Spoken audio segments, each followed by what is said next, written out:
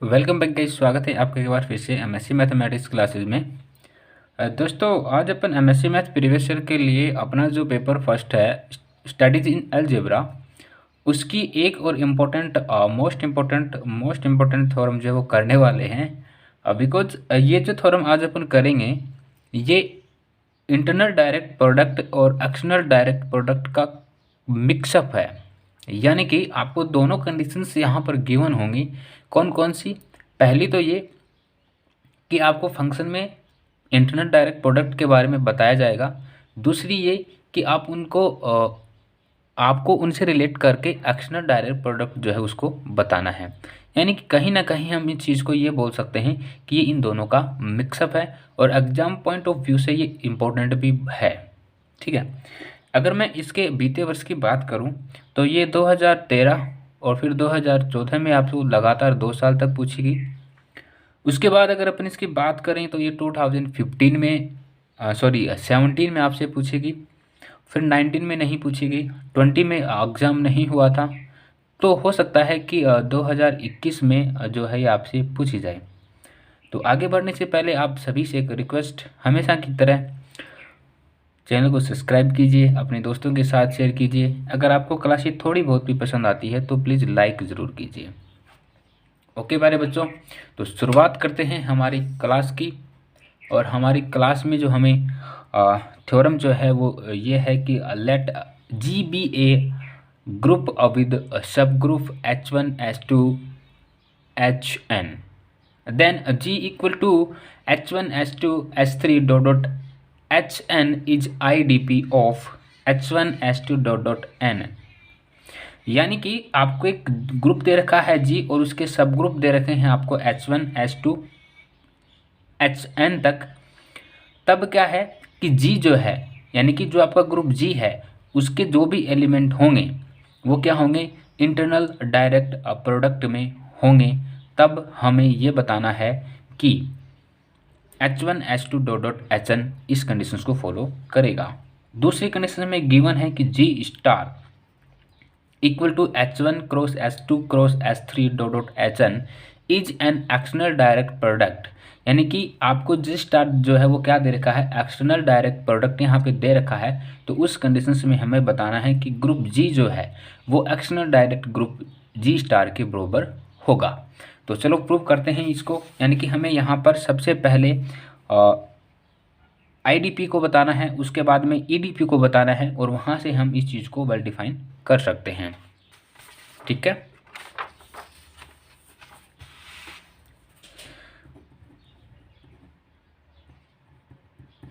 तो प्यारे बच्चों हमें क्या प्रूव करना है, हमें प्रूव करना है वी शो दैट। क्या प्रूव करना है, ये वाला फंक्शन प्रूव करना है। इसके लिए हमने क्या माना, हमने एक मैप माना। Let we define a map phi G tends to G star. G star यहाँ पे क्या है, एक्सटर्नल डायरेक्ट प्रोडक्ट है।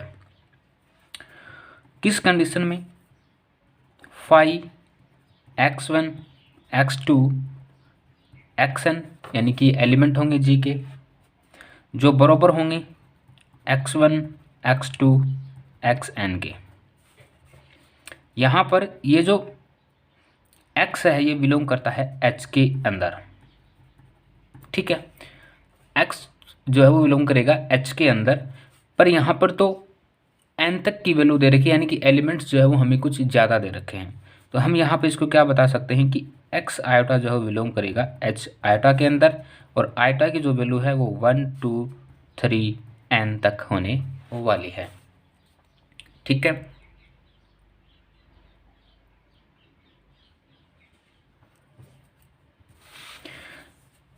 जो हमने मैप माना उसके लिए हमारे पास एक प्रॉब्लम्स क्रिएट हो गई। क्या क्रिएट हो गई, क्या आपने जो मैप माना है वो इस चीज़ को वेल डिफाइन कर पाएगा? हमने कहा क्यों नहीं कर पाएगा, किसी ने कहा करके बताओ। हमने कहा चलो।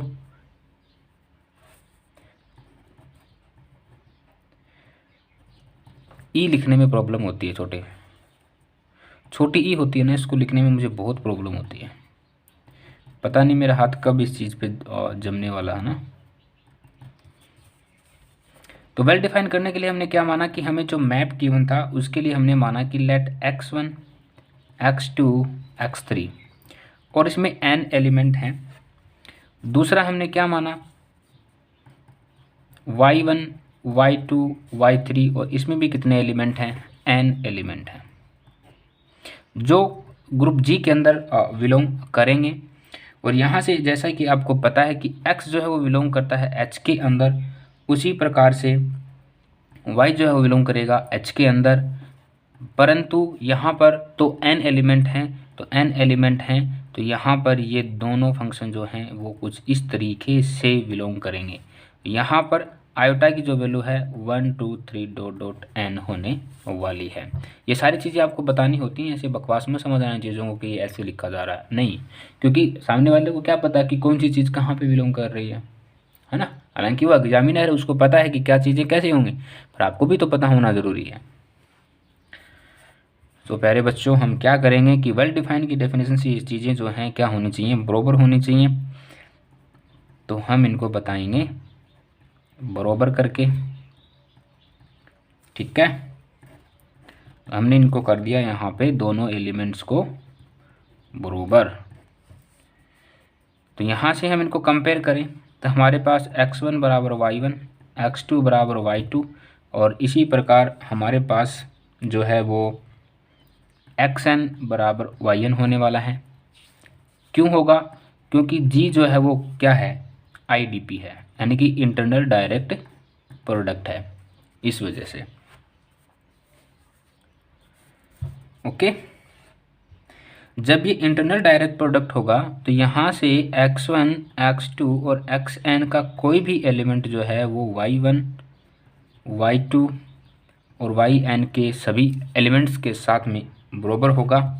तो यहाँ से हमने जो मैप माना था फाई, यानी कि एक एम्प्टी सेट जो माना था, वो क्या हो जाएगा, इन सब फंक्शंस के साथ में बिलोंग करेगा, ठीक है। तो हम यहाँ से क्या कर सकते हैं, फाई इज वेल डिफाइन बोल सकते हैं ना। जब वेल डिफाइन कर दिया तो होमोमॉर्फिज्म आ जाता है। होमोमॉर्फिज्म क्या कहता है, यानी कि समग्रता क्या कहती है कि भाई हमें भी तो बताया जाए कि क्या हम भी इस चीज़ के अंदर बिलोंग करेंगे। कहा चलो ठीक है बताते हैं, तो हमने इसको होमोमॉर्फिज्म बताने की कोशिश की।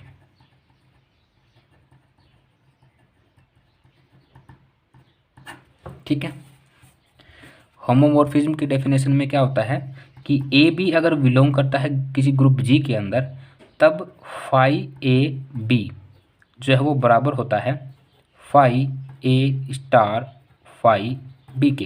ये डेफिनेशन होती है होमोमॉर्फिज्म की, है ना। परंतु यहाँ इन सभी एलिमेंट्स के अकॉर्डिंग हम क्या कहेंगे, हम कहेंगे कि फाई x1 x2 और xn एलिमेंट जो हैं साथ में y1 y2 yn एलिमेंट जो हैं वो बराबर होंगे phi x1 y1 x2 y2 xn yn element के, ठीक है। थोड़ा सा सोल्व कर लें इसको। जैसे ही हम इसको थोड़ा सा सोल्व करते हैं तो हमें क्या मिलता है,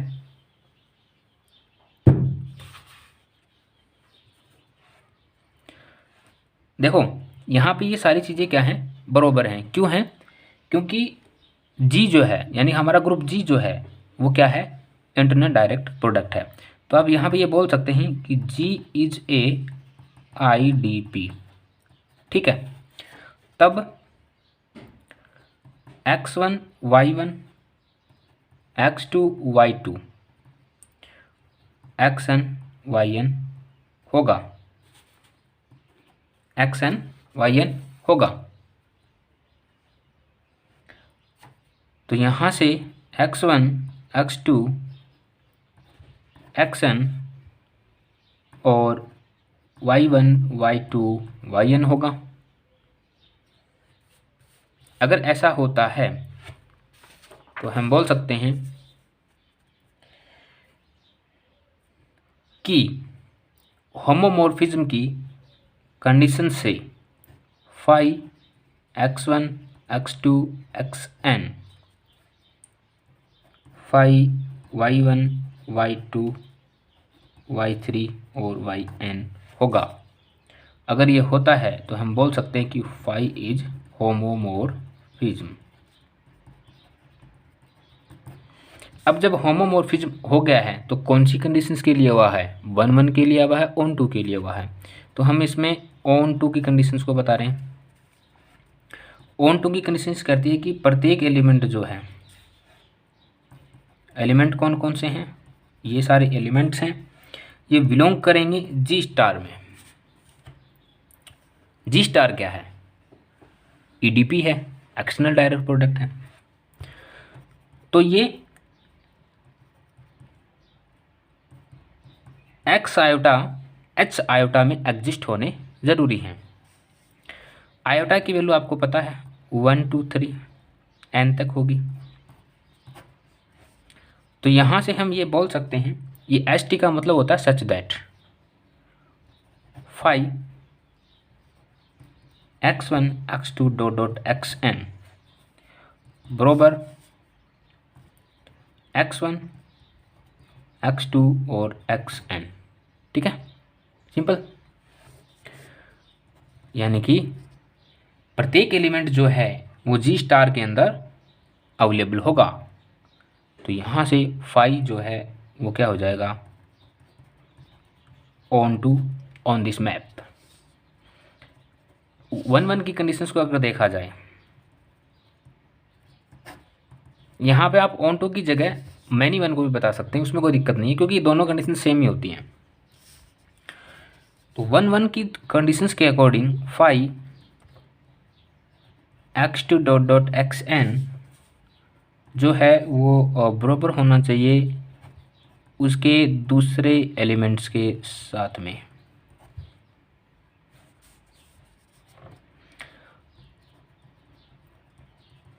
जब ये दूसरे एलिमेंट्स के साथ में होगा तो हम यहाँ से ये बोल सकते हैं कि ऐसा भी होगा। कंपेयर करने से हमें मिलेगा x1 बराबर y1, x2 बराबर y2 और इसी प्रकार xn बराबर yn। क्यों? क्योंकि g क्या है? IDP। IDP का मतलब इंटरनल डायरेक्ट प्रोडक्ट।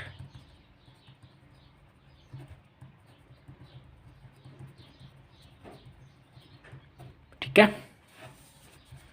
और जब ये इंटरनल डायरेक्ट प्रोडक्ट हो गया, इसका मतलब ये कि जितने भी एलिमेंट एक्स के होंगे जो बिलोंग करते हैं एच के अंदर, वो उसी फंक्शन के अन्य एलिमेंट से भी क्या होंगे? बिलोंग करेंगे। यानी कि दोनों फंक्शन दोनों कंडीशंस में बराबर होंगे।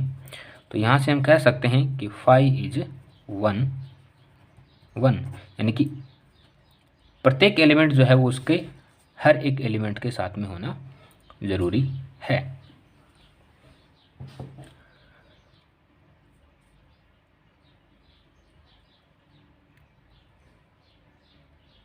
तो यहाँ से हम क्या कह सकते हैं कि जो हमारी फंडामेंटल आइसोमॉर्फिज्म थ्योरम जो है, ठीक है, फंडामेंटल आइसोमॉर्फिज्म